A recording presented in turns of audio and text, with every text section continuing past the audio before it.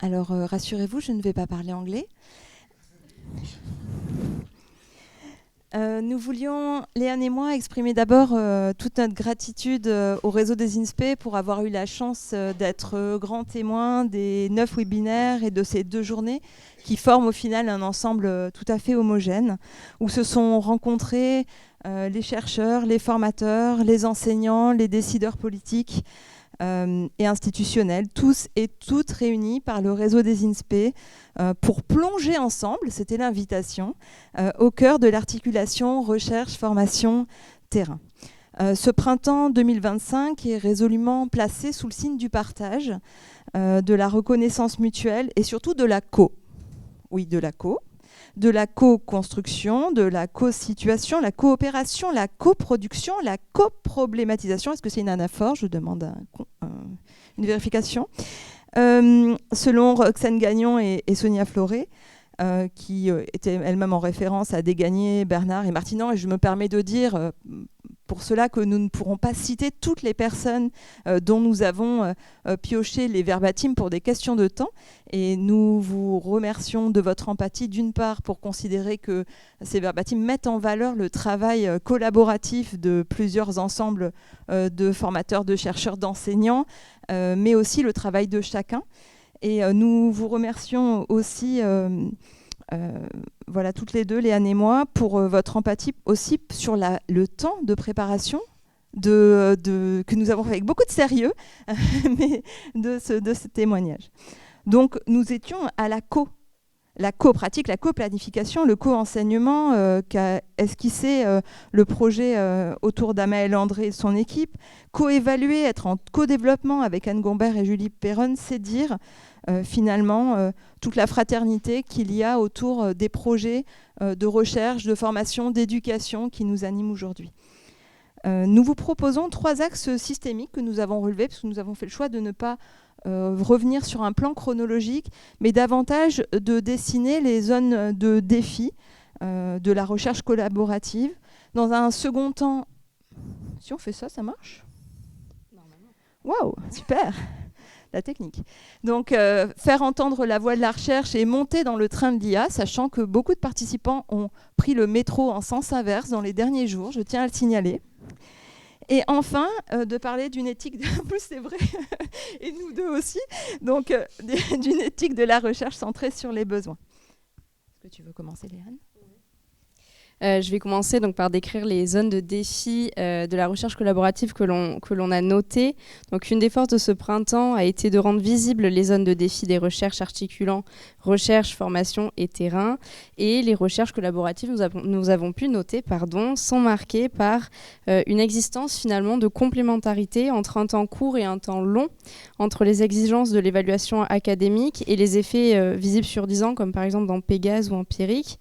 Et on a certaines études qui se veulent longues, et la question c'est comment s'adapter finalement dans un monde qui évolue rapidement et faire en sorte que ces résultats finalement de recherche ils restent en adéquation avec leur époque et leur public. Par ailleurs, on a aussi une seconde zone de défi qui réside dans les espaces communs et les face-à-face. Donc avant tout, et je reprends l'idée de François Germinet, la recherche, elle se veut de terrain et non de bureau, ce sont ses mots. Les projets les plus féconds créent des tiers-lieux autour de problématiques partagées qui évitent finalement les face-à-face stériles entre chercheurs et praticiens. Il y en a d'autres, mais c'est un peu plus bas. Les territoires de recherche, ça a été noté, doivent aussi être pris en compte avec leur singularité pour garantir une plus grande adaptabilité. Et cette sensibilité, elle va permettre d'identifier les leviers et les freins à ces recherches écosystémiques. Enfin, et c'est le dernier point que l'on a noté pour cette partie, le rapport de pouvoir et la transmission des savoirs restent un défi, puisque les questions qui se posent sont qui initie, qui décide, quelle place réelle pour l'autonomie des enseignants dans ces recherches dites collaboratives.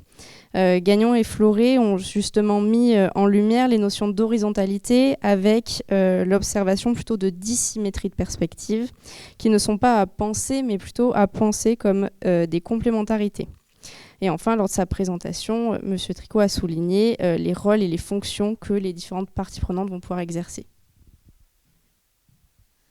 Finalement, dans ces rapports de pouvoir, de communication entre les différents acteurs, il revient aussi de savoir à qui revient de faire entendre la voix de la recherche, de l'éducation, de la formation. Et Marie-Pierre Missire et Samantha Casbonne ont insisté en introduction sur la nécessité de nous faire entendre plus que jamais. Pourquoi ? Parce que les savoirs issus de la recherche ne perforent que peu les pratiques, parce que les décideurs politiques, et c'est un risque d'actualité, pourraient mettre sous le tapis la nécessité d'entendre réellement et concrètement les effets positifs de l'adossement, de la recherche et de la formation, de l'enseignement et de la formation à la recherche. Les questions posées sont alors communes à l'ensemble des interventions et se résument peut-être en 3 questions.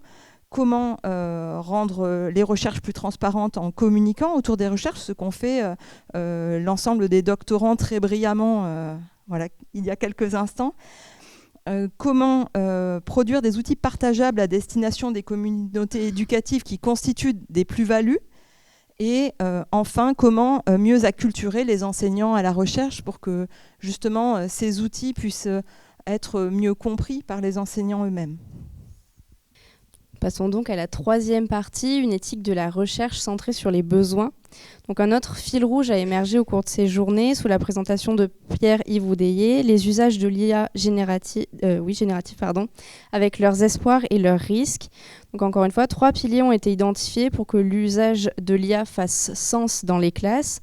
Donc le premier, c'est l'utilité perçue pour l'élève et pour l'enseignant, puisque ça a été noté, les élèves font face à des dilemmes cognitifs avec un outil qui est décrit comme intelligent et qu'ils doivent quand même remettre en question. Donc plus que jamais, je recite Monsieur Germinet, il nous y a sensibilisés. La massification de l'information et de la désinformation, surtout avec l'IA, doit être confrontée à l'esprit critique auquel les partenaires de recherche, quel que soit leur statut, et les étudiants doivent être formés.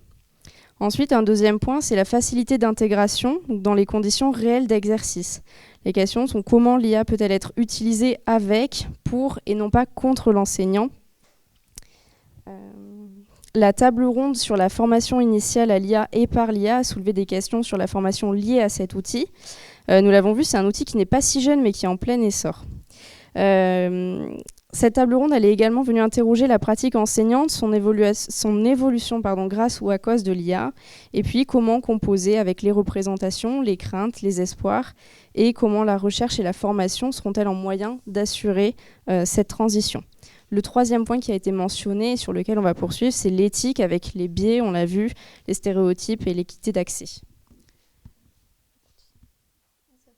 Ok, super. c'est pour être sûr. Parce que comme nous co-intervenons, nous communiquons. Finalement, plusieurs intervenants comme Nicolas Mascret en ont parlé. Revenons sur un grain plus fin.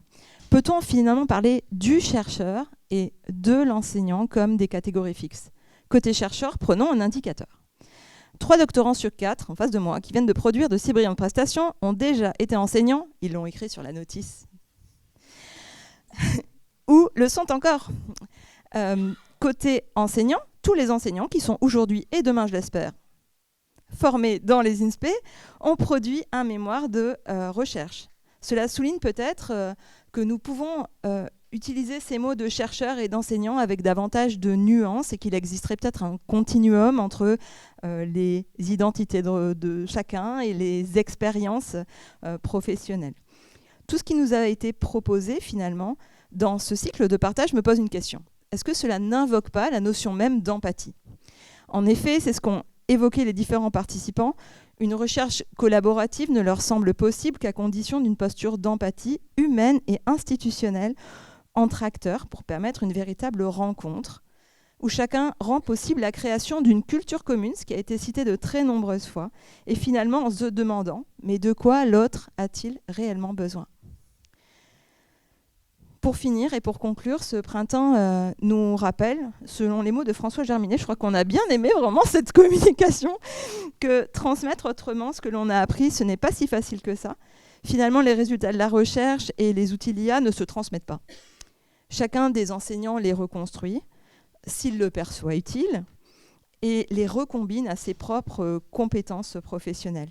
Et c'est peut-être une limite à la recherche qui ne perfore pas toujours les pratiques, mais c'est certainement un très grand levier de formation. C'est la mission commune de tous les acteurs en éducation et formation, faire grandir la et les recherches, là où elles peuvent produire du pouvoir d'agir, du lien et du sens au bénéfice de la réussite des élèves, comme l'ont noté Hamid Chachoua en préambule. Vraiment, c'est la finalité qui va nous guider. Nous espérons que cette synthèse vous a plu. Nous vous laissons, grâce à cette magnifique image, deviner si la synthèse que nous venons de vous proposer a été faite à l'aide de l'IA ou pas. Et puisque finalement c'est le doute de tous les enseignants qu'ils éprouvent quand les élèves rendent un devoir, ou tous les formateurs quand les étudiants rendent un mémoire de recherche, on vous quitte sans vous donner la réponse.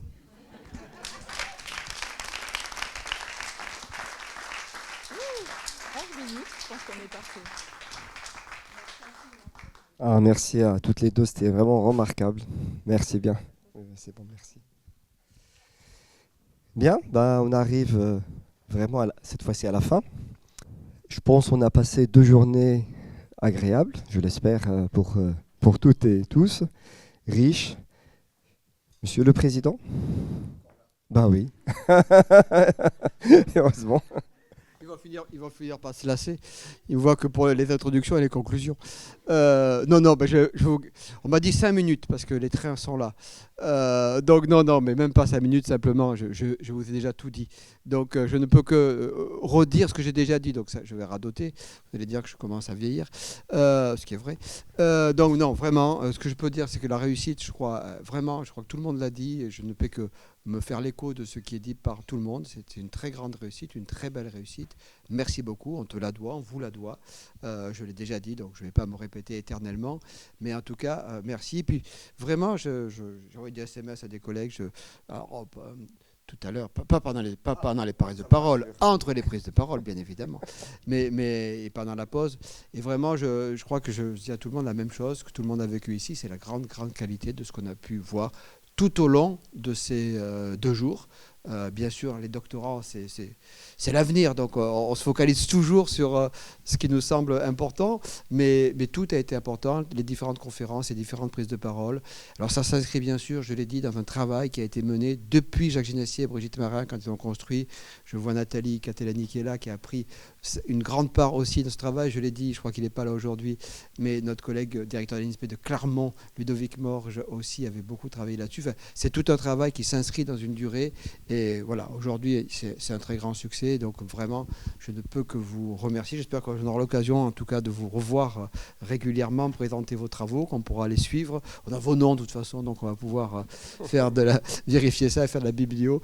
Donc voilà, de nouveau, merci. Je vous souhaite une très belle continuation à toutes et à tous. Merci beaucoup aussi, membres du jury, encore une fois, parce que... À Rennes, 3 et 4 juillet, à Rennes, magnifique, sur l'intelligence artificielle. Tu vois, je n'ai pas dit de bêtises. J'ai une patience sans limite, et ma patience. C'est ma principale qualité. Non, trêve de plaisanterie. Non, vraiment, si vous venez à Rennes, c'est vrai que si vous avez l'occasion, ça sera vraiment aussi un très, très, très beau moment qui va être organisé. On a des partenariats. Notre collègue directeur général de l'enseignement scolaire du Maroc est là, je le resalue de nouveau. Et on a eu l'occasion aussi de discuter du prochain. On commence déjà à préparer l'année prochaine, vous voyez. Et on va essayer de donner une dimension internationale. Donc, je dis aussi pour nos partenaires et amis qui sont toujours là et fidèles. Donc, merci beaucoup donc, à toutes et à tous. Voilà, j'arrête vraiment, je te laisse le mot de la fin. Oui, bon, il ne va pas être long puisque tu as dit l'essentiel. Je vais juste...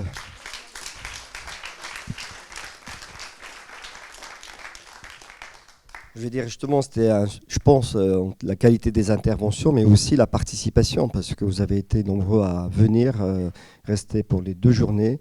Et donc, vraiment un grand remerciement pour les participants, qui me semble aussi important. Et je ne peux, pour terminer, une seule phrase, j'espère vous voir l'année prochaine. Et à très bientôt.